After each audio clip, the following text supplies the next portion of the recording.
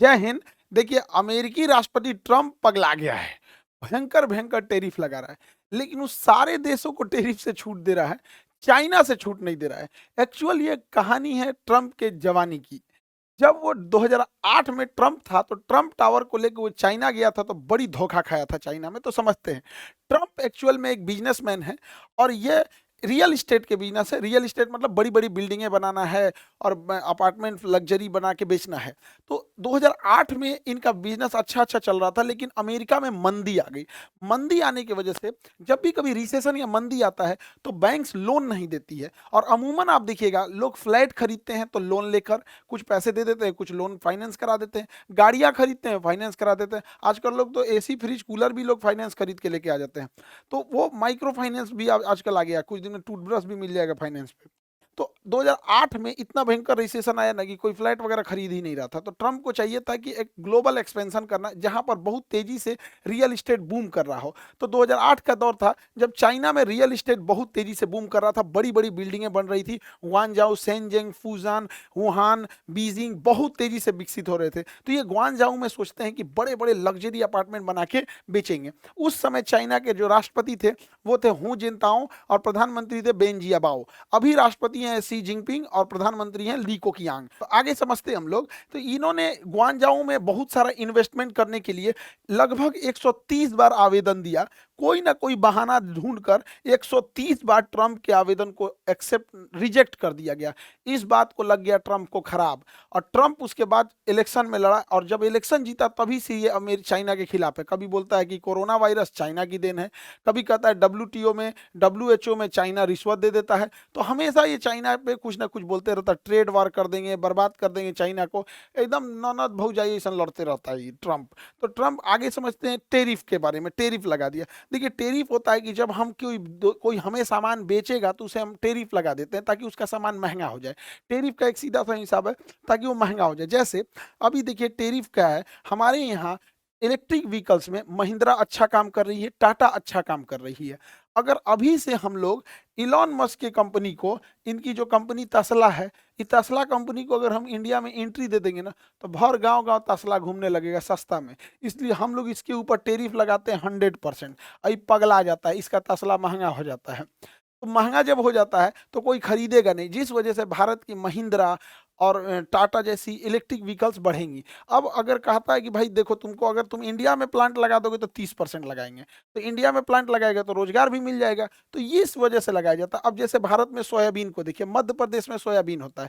America में खेत बहुत बड़े-बड़े हैं, वहाँ पे सोयाबीन ज़्यादा हो जाता है। तो अगर हम सोयाबीन पे टैक्स ना लगाएँ, अमेरिका के सोयाबीन पे टैरिफ ना लगाएँ, तो भारतीय किसानों का सोयाबीन जो होता है, उससे सस्ता आ जाएगा अमेरिकी किसानों का सोयाबीन। इस वजह से भारतीय किसानों का सामान सस्ता हो ज मतलब उतना नहीं बिक पाएगा। धीरे-धीरे वो किसान सोयाबीन उगाना छोड़ देंगे। 10-20 साल बाद वो टेक्नोलॉजी भूल जाएँगे और जब कभी अमेरिका चाहेगा तो उसपे रोक लगाने के लिए तो रोक लगा देगा, हमारे यहाँ से सोयाबीन गायब हो जाएगा। वैसे ही टेक्नोलॉजी में अगर गाड़ियों बनाने, हवाई जहाज़ बनाने में हम अगर टैरिफ नहीं लगाते हैं, तो हम लोग बना ही नहीं पाएँगे। जैसे हवाई जहाज़ मामले में, हम लोग हवाई जहाज़ खरीद के डायरेक्ट लेते आए, उस पे कुछ खास टैरिफ लगाए नहीं। यही वजह हुआ कि भारत में आज हवाई जहाज़ मैन्युफैक्चरिंग एकदम खत्म हो गया। तो टैरिफ लगाना अच्छी चीज़ है। टैरिफ का 2 ही मकसद होता है, अपनी टेक्नोलॉजी को बढ़ावा देना और किसी भी दूसरे चीज़ों को सस्ते दाम पे एंट्री होने से रोकने के लिए। लेकिन ट्रम्प जो है वो पगला गया है। एगो लिस्ट लेके आया पीडीएफ लेके दन-दनादन पढ़ दिया कि इस देश पे इतना, इस देश पे इतना। भारत पे लगाया 26% दनदना के पढ़ दिया। यहाँ पे टीपी लगाया हुआ था, टेलीप्रॉम्प्टम। टेलीप्रॉम्प्टम पे ही बड़े-बड़े लोग पढ़ते हैं। यहाँ से इस पे देखते हैं, इस पे लिखा हुआ रहता है, इसके नीचे वो एक मिरर होता है, स्क्रीन होता है, वहीं से पढ़ देते हैं। टीपी बोलते हैं, टेलीप्रॉम्प्टम। यहाँ पे पढ़ दिया दनदना के। हद तो तब हुआ यहाँ पे, हर्ड और मैकडोनल्ड आइलैंड जो ऑस्ट्रेलिया के पास यहाँ पर है, यहाँ पे भी अमेरिका ने टैरिफ लगा दिया।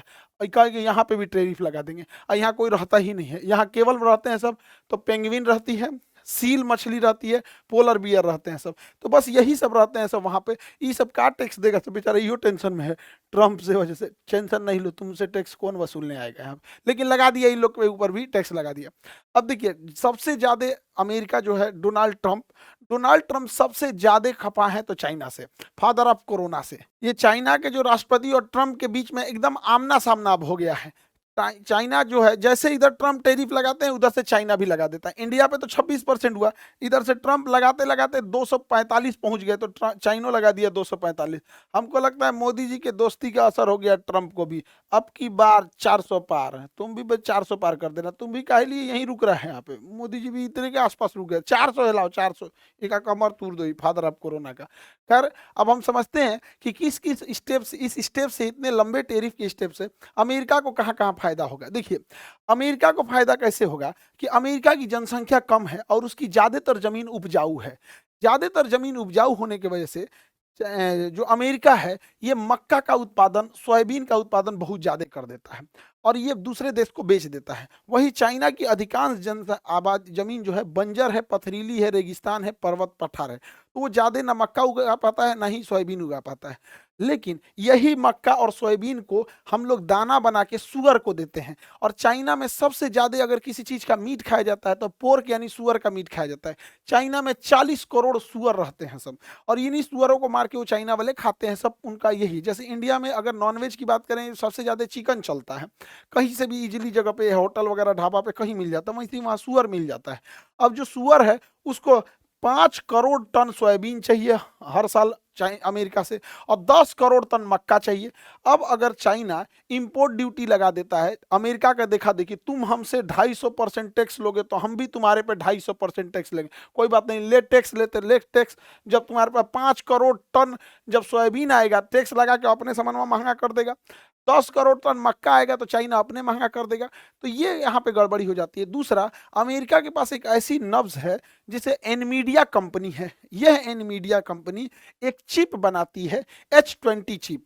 ये एनमीडिया कंपनी जो है, ये जो चिप बनाती है, यही चिप का यूज होता है आर्टिफिशियल इंटेलिजेंस में, और इसे केवल और केवल एनमीडिया कंपनी बनाती है। तो चाइना का जो आर्टिफिशियल इंटेलिजेंस है, AI है, जो उसका डीप सीक है, ये सब धारा का धारा रह जाएगा। तो अमेरिका इस पर प्रतिबंध लगा दिया है, जिससे कि चाइना को थोड़ी सी दिक्कत आएगी। लेकिन चाइना ने क्या किया है, इस ट्रेड वार को बड़े अच्छे से सोशल मीडिया का यूज करके अपने फेवर में लिया है। जितने भी अमेरिका के लग्जरी ब्रांड थे जो बिना मतलब बेवकूफ बनाते थे, पराडा, गुची, डियोर, ये सब जितने भी बड़े बड़े, बर्बरी, लुई विटॉन्स, ये कंपनियां जो है पर्स बनाते थे, कोई लग्जरी कपड़ा बनाते थे। अब एगो पर्स बनैले है यहाँ पे, वो पर्स कितना का बेच रहा है, 3.5 लाख का पर्स, 3-3.5 लाख का पर्स है। और जबकि ये चाइना में बनता है, और चाइना में बन के बस इसके ऊपर जब इटली या फ्रांस का मोहर लग जाता है, और उस चाइना का कहना है कि भैया हम इसको 15-20 हजार में बना देंगे, इसी के ऊपर लेबल लगा के 2.5-3 लाख में क्यों खरीदोगे, डायरेक्ट हमसे खरीदो। और इन्होंने हर चीज को दिखा दिया कि कैसे कैसे है, डियोर का पर्स वगैरह। इससे क्या हुआ, फायदा क्या हुआ चाइना को, चाइना का टिकटॉक अभी भी अमेरिका में बैन नहीं है। याद करिए 2020 जब भारत में भी टिकटॉक था, ये जो शॉर्ट वीडियो घसाघस जो ऑनलाइन आप लोग ऑर्केस्ट्रा देखते हैं, इसे नचनियन सबको धनाधन घसका के, वो टिकटॉक ने ही सबसे पहले चालू किया था।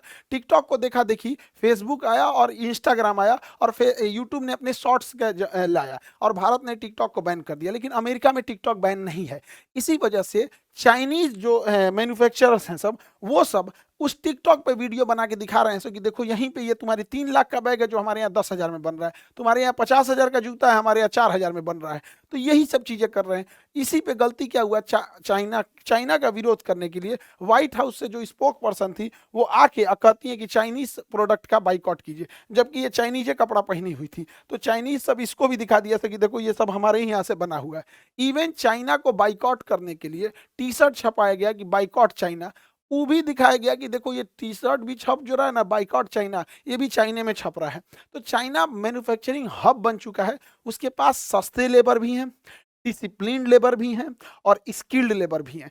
हमारे यहाँ क्या है, हमारे यहाँ लेबर सस्ते हैं, बट क्या है कि कोई नेता आके उनको भड़का देगा तो भी अलग हो जाएंगे। स्किल्ड के मामले में उनकी गरीबी इतनी ज़्यादा है, कहाँ से स्किल्ड सीख पाए यहाँ, तो बड़ा ज़्यादा यूनियन बाजी है, ये सब चीज़ है। लेकिन चाइना में ये सब नहीं है। चाइना के पास, चाइना ने ये जो दवाइयों को प्रतिबंध लगाया है, तो बहुत सारी दवाइयाँ चाइना से अमेरिका में जाती है, वो महंगी हो जाएंगी। एक्चुअल में अमेरिका का हेल्थ सिस्टम बहुत महंगा है। अगर कोई अमेरिका में रहते होंगे और उनके पास इंश्योरेंस नहीं होगा तो बेचारे बिक जाएंगे इलाज कराते कराते, बहुत महंगा है यहाँ पे।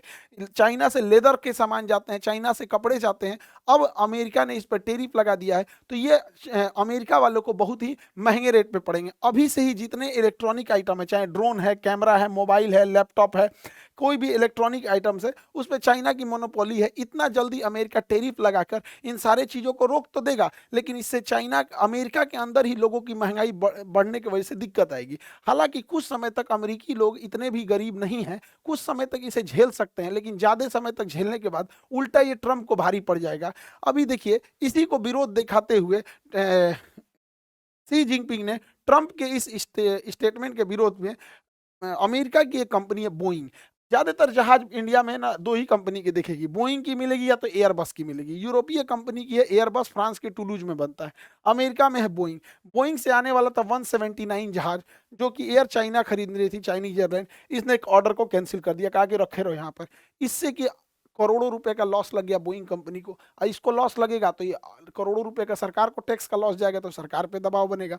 इसने कहा कि भाई हम नहीं लेंगे, फिलहाल हम इसके लिए यूरोप से ले लेंगे, यूरोप का एयरबस ले लेंगे। लेकिन चाइना यही नहीं रुका है, वो अपने तत्काल जरूरतों को पूरा करने के लिए बोइंग को नकार कर एयरबस पे जाके शिफ्ट हो रहा है। एयरबस जो कि यूरोपीय कंपनी है, लेकिन चाइना इससे आगे निकलेगा। वो ना बोइंग का जहाज लेगा, ना वो एयरबस का लेगा।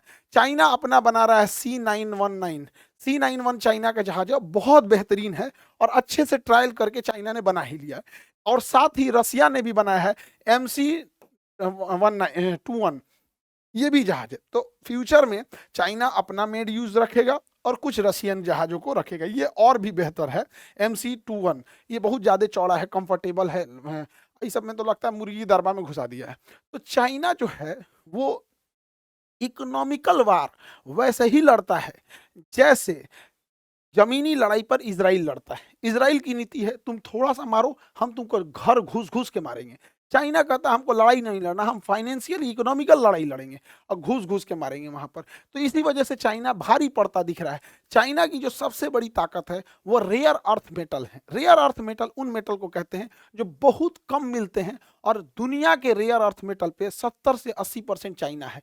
ये रेयर अर्थ मेटल बहुत ज़रूरी होते हैं। ये मिसाइल में, रडार में, जहाज में, इसका एयरक्राफ्ट शटल में, अंतरिक्ष में, जहाँ जहाँ टिपिकल चीज़ होते हैं वहाँ रेयर अर्थ मेटल लगे होते हैं। और ये रेयर अर्थ मेटल जो होते हैं वो चाइना के पास है। और चाइना ने कहा है कि हम अमेरिका को निर्यात नहीं करेंगे, अमेरिका को एक्सपोर्ट नहीं करेंगे, ना ही किसी अन्य देश को करेंगे। चाइना इतना होशियार है कि अमेरिका को नहीं करेगा, मान के चलिए वो थाईलैंड को करेगा तो अमेरिका थाईलैंड से खरीद लेगा, इंडोनेशिया को करेगा तो अमेरिका इंडोनेशिया से खरीद लेगा। तो चाइना ने कहा कि रुक, तुम ज़्यादा उड़ता है अपनी मिसाइल, जहाज, हेलीकॉप्टर, अंतरिक्ष, टेस्ला मोटर्स, स्पेस एक्स पे ना ले, तुमको रेयर अर्थ मेटल नहीं देंगे और बाकी किसी को देश को भी नहीं देंगे, ताकि उसको पता चले, ताकि तुम अमेरिका पहुंचा सको। और ये चाइना की सबसे बड़ी ताकत है, रेयर अर्थ मेटल। सैटेलाइट में भी रेयर अर्थ मेटल यूज होता है, कोई शटल भेजने में, कोई अंतरिक्ष एंटीना के लिए भी ये रेयर अर्थ मेटल कुछ कुछ होते हैं जो बहुत ज़रूरी होते हैं। भारत में रेयर अर्थ मेटल ज़्यादातर हम लोग को अरुणाचल प्रदेश से मिलता है। अब जैसे देखिए सुपर कंप्यूटर हो गया, इसमें भी चाहिए रेयर अर्थ मेटल। इसी सुपर कंप्यूटर की मदद से बड़े बड़े स्काई स्क्रेपर्स बिल्डिंग होते हैं, उनका स्टेबिलिटी टेस्ट होता है, लोड टेस्ट होता है, उनकी डिजाइन टेस्ट की जाती है। इवन यही सुपर कंप्यूटर हैं जो चक्रवात और सुनामी जैसे चीज़ों की बहुत पहले भविष्यवाणी कर देते हैं। और चाइना इन सुपर कंप्यूटर में लगने वाले रेयर अर्थ मेटल और सिलिकॉन जैसे चिप्स को देने से मना कर दिया है, जिससे कि इसकी इस विकास में भी धीमा आएगी। हालांकि रेयर अर्थ मेटल का यूज बड़े पैमाने पर डिफेंस इंडस्ट्रीज में होता है, जैसे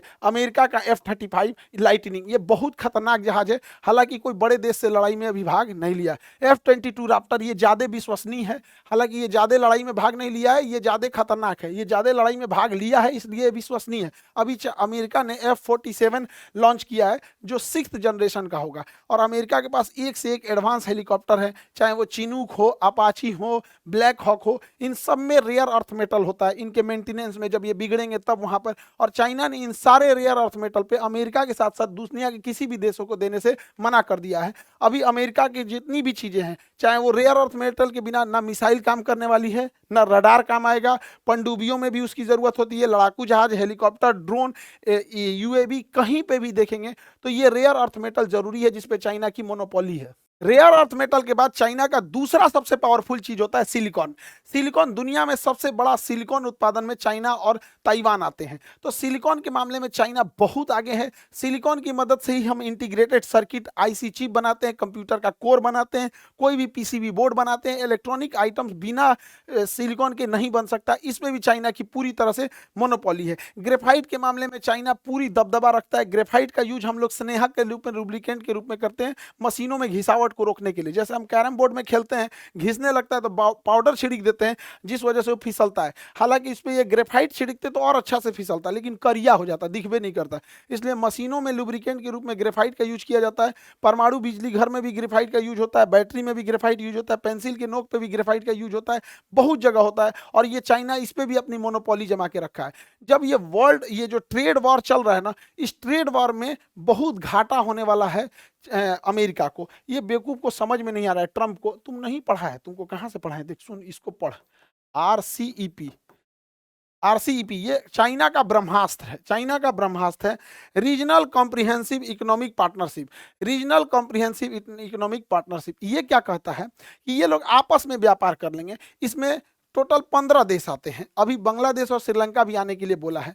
15 देश में कौन कौन आते हैं, यहां से उठाएंगे ये सब, और इसमें जापान और कोरिया और चाइना, ये सारे देश आते हैं। ये आपस में व्यापार कर सकते हैं। ऐसे व्यापार करेंगे जैसे कोई राजस्थान का व्यक्ति मध्य प्रदेश में सामान बेचना चाहता है तो उसे कोई दिक्कत नहीं होता है।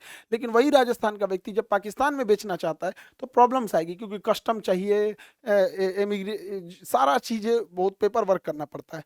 तो आरसीईपी में कहता है कि हम जो 15 देश हैं, हम ये 15 देश आपस में किसी भी तरह का हम लोग ये सब चीजें नहीं लेंगे। चाइना का कोई भी सामान इजिली थाईलैंड चला जाएगा, इजिली वियतनाम चला जाएगा, म्यांमार चला जाएगा, Singapore, Indonesia, even Australia, Japan चला जाएगा, कोरिया चला जाएगा। तो ये आरसीईपी है सब। सोचिए, इससे अमेरिका को बहुत टेंशन है, क्योंकि अमेरिका ने टेरिफ लगा दिया 245%।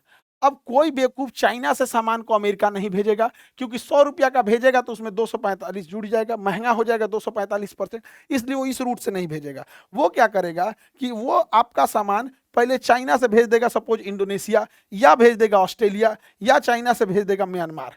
यहाँ भेज दिया, अब वो ओरिजिन खत्म। अब आप ना चाइना पे ना लगाए हैं, लेकिन ये सब आपस में समझौता कर दिया था आरसीईपी, क्योंकि ये तो चाइना बिना किसी टैक्स के म्यांमार उतार देगा, बिना किसी टैक्स के इंडोनेशिया, ये 15 देशों में कहीं भी उतार देगा।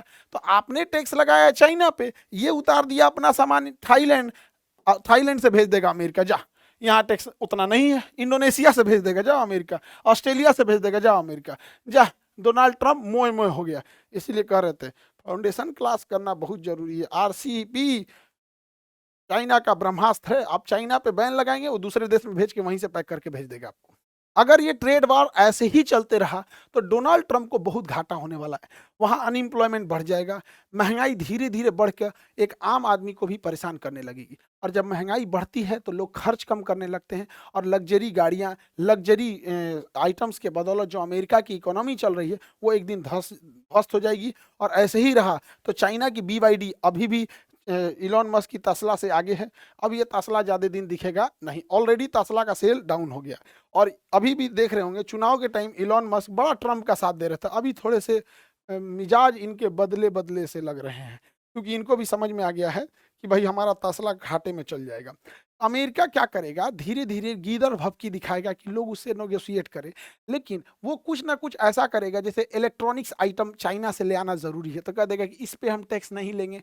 मतलब हम लेंगे, दिखाने के लिए लेंगे भी, उस चीज़ों पे लगा देंगे जो बहुत कम आता है। जैसे अपने घर में तेज पत्ता कम आता है, या ब्रश करने वाला टूथपेस्ट बहुत कम आता है, तो उस पर टैक्स ज़्यादा लगा दो। डेली खरीद के आता है सब्जी, आटा, दाल, चावल, इस पे टैक्स कम कर दो। वही अमेरिका भी करेगा कि इलेक्ट्रॉनिक्स चीज़ों पे अपना ये टेरिफ को कम कर देगा। जब से डोनाल्ड ट्रंप ने ये टेरिफ वाला चीज़ खेला है, चाइना की फैक्ट्री दिन रात काम कर रही हैं और उत्पादन को बढ़ा रही हैं। जितना उत्पादन बढ़ेगा फैक्ट्रीज में होगा, ग्रॉस डोमेस्टिक प्रोडक्ट बढ़ेगा और चाइना की जीडीपी बढ़ेगी। चाइना की जीडीपी ग्रोथ रेट बढ़ गया है आफ्टर द टेरिफ। इसका कारण क्या है, चाइना ने सीधा सोच रखा है कि हम डंपिंग करेंगे और ट्रेड डिफिसिट जाए भाड़ में। हमारे तरह वहाँ का वित्त मंत्री थोड़ी है जिसको कोई टेंशन ही नहीं है। आपसे क्या ही बोले, खैर हम इनसे क्या बोलेंगे अब जीएसटी यूएसटी कुछ पता नहीं क्या बोला। ट्रेड डिफिसिट समझिए, आप लोग को बोल सकते हैं, इनको नहीं बोलेंगे। ट्रेड डिफिसिट क्या होता है? अगर हम ट्रेड डिफिसिट को ऐसे समझें कि हम चाइना को 100 रुपये का सामान बेचे, तो हमने निर्यात किया 100 रुपये का और चाइना ने हमें बेच दिया 500 रुपये का, तो भारी पड़ गया चाइना। तो चाइना बेचा 500 का, हम बेचे उसको 100 का, तो हमको ट्रेड डिफिसिट घाटा लग रहा है 400 रुपये का। अब समझिए चाइना क्या करता है, हम लोग चाइना को बहुत कम सामान बेच पाते हैं। हम लोग चाइना से मंगाते हैं 113 बिलियन डॉलर का और बेच पाते हैं महज 14 बिलियन डॉलर का। सोच सकते हैं, लगभग हमारा ट्रेड डिफिसिट व्यापार घाटा 100 बिलियन डॉलर का है। 100 बिलियन डॉलर का घाटा है। बहुत शर्मनाक चीज है हम लोगों के लिए। चाइना का कहना है कि ठीक है इंडिया, आप भी अपना एक्सपोर्ट बढ़ा लीजिए, आप भी बेचिए हमारे यहाँ कुछ, आइए बेचिए। हम लोग कुछ बेचिए नहीं पाते हैं चाइना में। क्या लगता है हमारे यहाँ फिनिशिंग गुड चाइना से अच्छे और चाइना से सस्ते हैं? नहीं है। वहाँ के इंजीनियरों ने, वहाँ के लोगों ने बहुत डेवलप किया। हम लोग कुछ बेचिए नहीं पा रहे हैं। हम लोग क्या बेच रहे हैं? तो चावल बेच रहे हैं, नेचुरल चीज़ें जो उगा रहे हैं वो सब बेच रहे हैं। इलेक्ट्रॉनिक आइटम तो हम बेच नहीं पाएंगे। ये तो हाल हो गया है हम लोग का। क्या बेचिए? इडली डोसा सांभर वो तो बेच दिया अपना, चाउमीन बर्गर मोमो डिमसम दुकुन दुकुन चीज ले आके बेच दिया यहाँ पे। तो होता है यहाँ पे। अभी समझिए, अभी भारत को और लगने वाला है घाटा। घाटा क्यों लगने वाला है? क्योंकि चाइना पे बढ़ गया है टैरिफ। अब चाइना यहाँ पर बेच नहीं पाएगा, तो अमेरिकी व्यापारी क्या करेंगे? सब भारतीय व्यापारियों से टाई अप करेंगे और चाइना से सामान अब आएगा इंडिया, और इंडिया से फिर जाएगा अमेरिका, इंडिया से फिर जाएगा अमेरिका।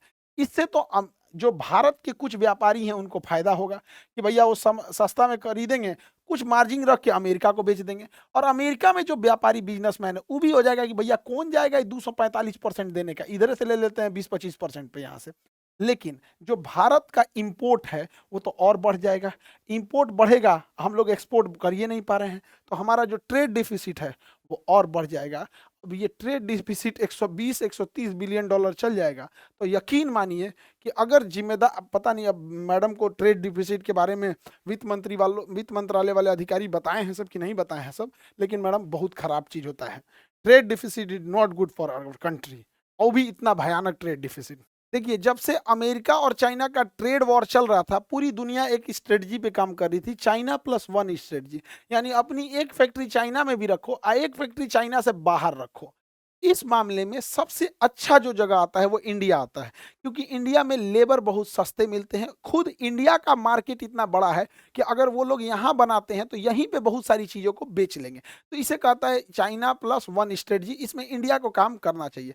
हालांकि पुतिन को देखेंगे, अब ट्रंप को, कि ट्रंप पुतिन के काफी करीब जा रहे हैं। वो यूक्रेन वॉर को एकदम डाइल्यूट कर दिए और यूक्रेन वॉर एकदम लगभग खत्म होने के कगार पे, क्योंकि ट्रंप चाहते हैं कि पुतिन जो है चाइना के करीब ना जा सके। और ये आपस में ग्लोबल जो इंटरनेशनल रिलेशन होता है, इसमें कोई परमानेंट दोस्त कोई परमानेंट दुश्मन नहीं होता है। अब ये जो ट्रंप हैं, इनके तो मंशा पे भी हमें संदेह होता है। हमको कभी कभी लगता है कि ये जानबूझ के टैरिफ बढ़ाएं, जिससे कि शेयर बाजार धड़ाम से नीचे गिर जाए, कोई चीजें एकदम सस्ती हो जाए, धड़ाम से क्या हो जाए, एकदम सस्ती हो जाए। उसके बाद कह देते हैं कि नहीं नहीं 90 दिन की छूट दे देते हैं, अभी किसी पे ये लागू नहीं होगा, 90 दिन की छूट दे देते हैं, बस चाइना पे ये लागू रहेगा। तुरंत शेयर मार्केट बढ़ जाता है। और शेयर मार्केट बढ़ने से पहले ये कहते हैं कि अभी खरीद लो शेयर मार्केट, बहुत आराम से हो जाएगा। अभी बहुत लोगों को बुझा नहीं रहा होगा, तो धड़ाम से गिरा ही धड़ाम से उड़ गया। इसमें क्या हुआ, एक नॉर्मल एग्जांपल देके समझाते हैं आपको। ये हाईवे है, देखिए ये हाईवे है, हमको ये जमीन खरीदनी है, सपोज कीजिए ये जमीन खरीदनी है। अब कैसे खरीदा जाए? खरीद के बेच के निकल जाना है, तो हल्ला कर देंगे कि यहाँ शमशान घाट खुलने जा रहा है, शमशान घाट। अब जैसे ये हल्ला होगा ना कि यहाँ शमशान घाट खुलने जा रहा है, जमीन की प्राइस धड़ाम से नीचे गिर जाएगी। शमशान घाट खुलने जा रहा है तो यहाँ जमीन की प्राइस क्या हो जाएगी? धड़ाम से नीचे गिर। जैसे गिरेगी तो हम ये जमीन खरीद लेंगे, जमीन खरीद लेंगे। बाद में कहेंगे शमशान घाट कैंसिल, शमशान घाट कैंसिल। अब जमीन का रेट तो वापस आ गया। अब क्या करेंगे हम? इसमें एगो कोनो फ्लैटवा बिचवा में एगो कोई कहीं एगो फ्लैट अमिताभ बच्चन को दे देंगे फ्री में, कि लीजिए आप ये चाबी लीजिए, ये वाला आपका एरिया हो गया। अब क्या करेंगे? बाकी प्लॉट को बेचेंगे। अरे आके रहो ना जी, यहाँ फ्लैट में खरीदो, ये करोड़ों का खरीदो ना, ये अमिताभ बच्चन के पड़ोसी कहलाओगे, ये हुआ तो ये जो फ्लैट बिकना चाहिए 3 गुना दाम पे बिक जाएगा। उसके बाद अमिताभ बच्चन साहब को कहेंगे कि बेच के जाना है तो जाइए, रहना है तो रहिए, वो समझे यहाँ पे निकल गया। ऐसे शेयर बाजार होता है, परसेप्शन का खेल है। हालांकि कोई जरूरी नहीं कि शेयर बाजार केवल ऐसे हो, एक आम इंसान को समझने के लिए बताए हैं कि कब जब संभावना दिखती है कि ये चीज फ्यूचर में जा सकता है तो उसकी बिना मतलब वैल्यू बढ़ जाती है, और वो संभावना दिखती है खत्म हो गया तो घट जाती है। जैसे जमीन, क्या मतलब बनता है, कोई जमीन महंगा पे महंगा हुए जा रहा है, कोई सस्ता पे सस्ता हुए जा रहा है। तो हमको तो ट्रंप के मंशा पे भी डाउट होता है, क्या कर रहा है इधर। जैसे ट्रंप ने अनाउंस किया भारत पे भी 26% टैक्स, तो यह एप्पल कंपनी जो चेन्नई में अपना मैन्युफैक्चरिंग करती थी, इसने सोचा कि एक काम करते हैं, जल्दी जल्दी इसको पहले अमेरिका में भेज देते हैं, कहीं ये महंगा मत हो जाए, बिना मतलब 26% एक्स्ट्रा क्यों देंगे। तो इसने ग्रीन कॉरिडोर बनाया, आईफोन ने। ग्रीन कॉरिडोर में गाड़ियों को रास्ता दिया जाता है, अमूमन यह किसी वीआईपी के लिए या फिर बहुत इमरजेंसी में कोई मेडिकल इमरजेंसी होता है तब ग्रीन कॉरिडोर बनाया जाता है। ग्रीन कॉरिडोर में पूरी सारी सड़कें खाली करा देती हैं, और ग्रीन कॉरिडोर बना के और उस जहाज में भर भर के लेके गए थे लोग यहाँ पर। और यहाँ पर 600 टन सोचिए, 600 टन आईफोन ले गए, यानी 15 लाख यहाँ से आईफोन को अमेरिका ले गए हैं लोग। 6 अलग अलग जहाजों में 100 टन भर के 6 अलग अलग जहाजों में लेके फ्लाइट यहाँ से उड़ गया है। जिस चेन्नई एयरपोर्ट पे कस्टम क्लियरेंस में 30 घंटे लगता था, आईफोन ने उसे 6 घंटे में करवा के और तुरंत वहां से उड़ान भर दिया। क्योंकि टेरिफ लगने से पहले अगर आप देश की सीमा छोड़ चुके हैं तो उस पर टेरिफ नहीं लगता है, क्योंकि आईफोन और एप्पल को पता नहीं था कि ट्रंप इतना जल्दी ये हो जाएगा, और उन लोगों ने आनंद फानन में आके तुरंत लेके उड़ गए सब। जब उड़ गए सब वहां उतरे सब तो पता चला अभी 10 दिन की छूट है, फिर पता चला कि अभी 90 दिन की छूट है। अभी डेली टेस्ट का जो है 22 अप्रैल से चालू हो जाएगा। Daily test 50 question with discussion आप लोग के लिए, क्योंकि एग्जाम इधर सब पास पास में है। और एएलपी का बैच जो होगा वो 24 तारीख से स्टार्ट हो जाएगा। पिछली साल जो हम लोग स्टार्ट किए थे नीट और जेई, तो ऐसा लगता था कि रिजल्ट आएगा कि नहीं आएगा। अभी जेई मेंस का रिजल्ट आया है। इन लोग जो एडवांस की तैयारी कर रहे हैं उनकी शुभकामनाएं, जिनका मेंस हो गया उनको भी ढेर सारी शुभकामनाएं। इन ऐसे होनहार बच्चे जो थे अभी आए थे उन लोग का रिजल्ट हो गया यहाँ पे। बड़ा खुशी हो रहा था इन लोगों से मिलकर कि पिछले साल हम लोग जब शुरू किए थे तो नहीं लगा था कि एक साथ इतने बच्चे आ जाएंगे। अभी तो कुछ ही बच्चे थे जो पटना में थे, कुछ बच्चे ऑनलाइन थे, कुछ बच्चे अभी मेन एडवांस की तैयारी में हैं। तो बहुत जल्दी रिजल्ट आ रहा है, और नीट में भी इसी तरह से रिजल्ट आएगा। बहुत खुशी हुई। अब आप लोगों को कोटा जाने की जरूरत नहीं है, यहीं बैठ के पढ़ाई कीजिए बेस्ट फैकल्टी के साथ, एंड मिनिमम फीस, कोई क्वालिटी से कंप्रोमाइज नहीं। आई होप आप सारे टॉपिक समझ गए होंगे। मिलेंगे नेक्स्ट क्लास में। जय हिंद।